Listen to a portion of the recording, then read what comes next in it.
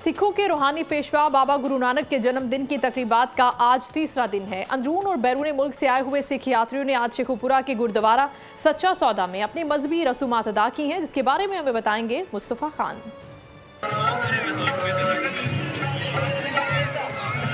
ननकाना साहब बाबा गुरु नानक के 554वें जन्मदिन की 3 रोज़ा तकरीबात गुरुद्वारा जन्म स्थान में जारी हैं। आज तकरीब का पहला रोज है। सिख यात्री डेरा साहब, पंजा साहब, ननकाना साहब और करतारपुर जाएंगे। भारत के 3000 से ज्यादा सिख यात्रियों को नई दिल्ली में मौजूद पाकिस्तानी हाई कमीशन की जानिब से गुरुद्वारे अंदर गए, मत्था टेकिया, बहुत शांति मिली, बहुत बढ़िया।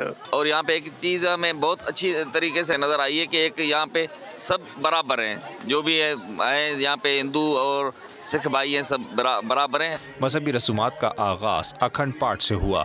कल तकरीबात का दूसरा रोज होगा, जिसमें सिख यात्री खुसूसी बसों के जरिए खुसूसी यात्रा के लिए गुरुद्वारा सच्चा सौदा फारूकाबाद रवाना होंगे और वहाँ मत्था टेकी की रस्म के बाद शाम गए वापस फिर गुरुद्वारा जन्म स्थान आएंगे। यहाँ हमारा है ना, ये धनगुरु नानक देव जी महाराज का जन्मदिन है। ये जो ननकाना साहब है, इसको पहले हम तिलवंडी कहते थे, उसके बाद नानक आया, उसके बाद में ये नाम बना कि ननकाना साहब। दूसरी तरफ पाकिस्तान गवर्नमेंट की तरफ से सिख यात्रियों के लिए रिहाइश, लंगर और ट्रांसपोर्ट के बेहतरीन इंतजाम किए गए हैं और जिले पुलिस की तरफ से सिक्योरिटी की भी फुल प्रूफ इंतजाम हैं।